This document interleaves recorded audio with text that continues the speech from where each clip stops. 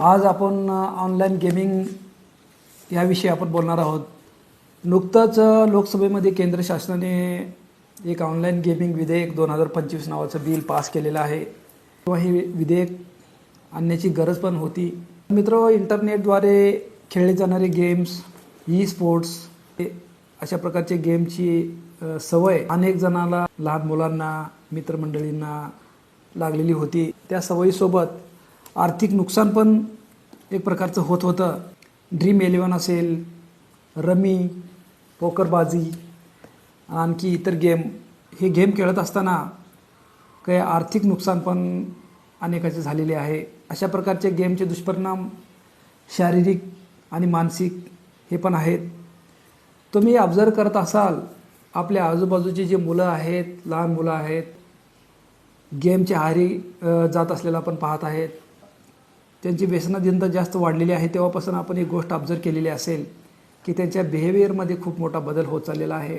मुलांचे पालक, आईवडील जर त्यांना काही गेम खेळत असताना बोलण्याचा प्रयत्न केला तर त्यांच्यावरती रागावणे, चिडचिड करणे, अशा प्रकारच्या गोष्टी आपणास दिसून आलेल्या आहेत. तर मानसिकच नसून शारीरिकसुद्धा या गोष्टीवर आघात होत आहे अशा प्रकारच्या गेमिंगचा. अनेक मुलं व्हर्च्युअल गेम्स त्यामध्ये अडकून पडत आहेत. जे वय मैदानी खेळ खेळण्याचं वय आहे, तर त्या वयात अशा प्रकारच्या व्हर्च्युअल वर्ल्डमध्ये अडकून पडलेले आहेत. खऱ्या नात्याच्या ऐवजी आभासी जे नाते आहेत, व्हर्च्युअल नाते आहेत, त्यांच्याकडे मुलामुलींचा ओढा जास्त आहे. आता मीच घरी पण कधी कधी ऑब्झर्व करतो काय आमचे पाहुणे मित्रमंडळीसोबत समोर असताना सुद्धा ते आपल्याला बोलायला कधी कधी मागत नाहीत, पण ते मोबाईलमध्ये बघूनच बोलतात. मोबाईलमध्येच त्यांचं जास्त लक्ष असतं. तर कधी कधी आपल्यालाही वाटतं की बाबा बघा, आपल्याला टाईम न देता किंवा आपल्याला न बोलता तर ते ऑनलाईन वर्ल्डमध्ये ते रममान झालेले आहेत.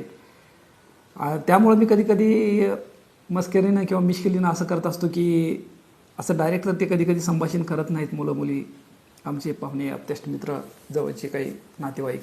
त्यामुळं मी व्हॉट्सअपमधनं त्यांना मी बोलायचा प्रयत्न करतो, कारण की ते हमेशा मोबाईलमध्ये असतं. तर आपणही त्यांना मोबाईलवरच बोलावं असं म्हणून मी हाय म्हणून असं मेसेज पाठवतो व्हॉट्सअपवरती, हाऊ आर यू वगैरे, तिथंच बोलायचा प्रयत्न करतो. तेव्हा ते असं प्रकारचा मिश्किल मजाक वगैरे होतो. हे ऑनलाईन गेमिंग एक प्रकारचा जुगारच आहे. आपण पाहत असाल, हे पूर्ण सट्टेबाजी आहे. आता IPLमध्ये वगैरे मॅच खेळत असताना कोणी कोणी सट्टेबाजी पण करतं की बाबा हे अमुक अमुक संघ जिंकेल, अमुक अमुक हा खेळाडू चांगलं परफॉर्म करेल. हे सगळं एक गृहीतक धरलेलं जातं आणि कुणीतरी यांना गाईड करतं. ऑनलाईनमध्ये कुणीतरी सांगतं की अरे आज ही मॅच जिंकणारी आहे, याचा बाजू स्ट्रॉंग आहे. ते कम्प्लीट वेगळं प्रिडिक्शन असतं. हा धंद्याचा पार्ट असतो आणि ह्यामध्ये पैसे कमवण्यासाठी खूप वरून सेटिंग लागलेली असते आणि ते आपल्याला कळत नाही ना. आपण त्यांचं ऐकतो आणि त्यांचं जे प्रिडिक्शन आहे, त्यांचा जो अंदाज आहे, तर त्यावरती आपण पैसे लावायचा प्रयत्न करतो आणि अशा प्रकारे ह्या सट्टेबाजीच्या व्यवहारामध्ये आपण एक भुलून जातो आणि त्यामुळं आपलं आर्थिक नुकसान होतं. जेव्हा जेव्हा ह्या गेमचं अशा प्रकारचे जेव्हा व्यसन लागतं, ॲडिक्शन होतं, तेव्हा आपण गेम डाउनलोड करण्यासाठी काही वेगवेगळ्या पद्धतीच्या लिंक्स आपण सर्च करतो गुगलमध्ये. तर ह्या लिंक्सच्या माध्यमातून फिशिंग अटॅक्स केलं जातं आणि ह्या लिंक्स कधी कधी फसव्या असतात. त्यामुळेही आपल्या मोबाईलमध्ये मालवेअर वगैरे व्हायरस डाउनलोड होतं आणि त्यामुळं आपण कदाचित ह्या सायबरच्या गोष्टीला बळी पडू शकतो. तसेच हे जे ॲप्स आहेत किंवा ऑनलाईन गेमिंग असतील, ई स्पोर्ट्स वगैरे खेळण्याच्या नादात आपण जे वेब ब्राउझिंग वगैरे करून गेम खेळतो, त्यामध्ये डेटा पण चोरी होण्याची खूप मोठी शक्यता असते. कारण की काही काही ॲप्स तुम्ही गेम खेळत असताना मोबाईलचा कॅमेरा ऑटोमॅटिक ऑन करून तुमच्या घरामध्ये काय काय चाललेलं आहे, काय कुठं कुठं काय ठेवलं आहे, कुठं काय गोष्टी आहेत, तर त्याचा मागोवा ते आपोआप घेत असतात. तर तुम्ही पण ह्या गोष्टीपासून अलर्ट राहा.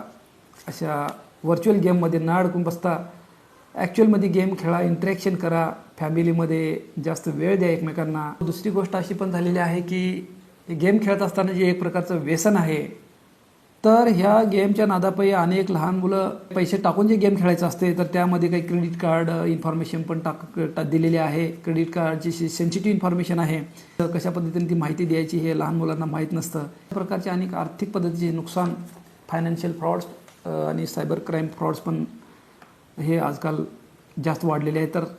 तर पालकांनीसुद्धा ह्या गोष्टीवर लक्ष देण्याची गरज आहे. आपले मुलं काय करतात कोणता गेम खेळतात, किती वेळ खेळतात, ते मोबाईलची ब्राईटनेस, डोळ्यावरती किती मोठा प्रकाश त्या मोबाईलचा पडत असतो, तरी पण आपण दुर्लक्ष करतो आणि आणि म्हणतो की आमचे लेकरू, आमचा मुलगा हे असं का करत आहे आणि ते अलीकडे असंच वागतो आहे म्हणून आपणच त्यांना हे करतो आणि त्यामुळे ते डिप्रेशनमध्ये आज मुलं चाललेली आहेत. तर आपण हे सर्व समजून घेण्याची गरज आहे. धन्यवाद मित्रांनो. एवढंच मला आज तुमच्यापुढे शॉर्ट संदेश द्यायचा होता. तर असे वारंवार अशा प्रकारचे मी आपल्यासमोर घेऊन येणार आहे. यूट्यूब चॅनलला सबस्क्राईब करा. हा व्हिडिओ जास्तीत जास्त लोकांपर्यंत शेअर करा. धन्यवाद.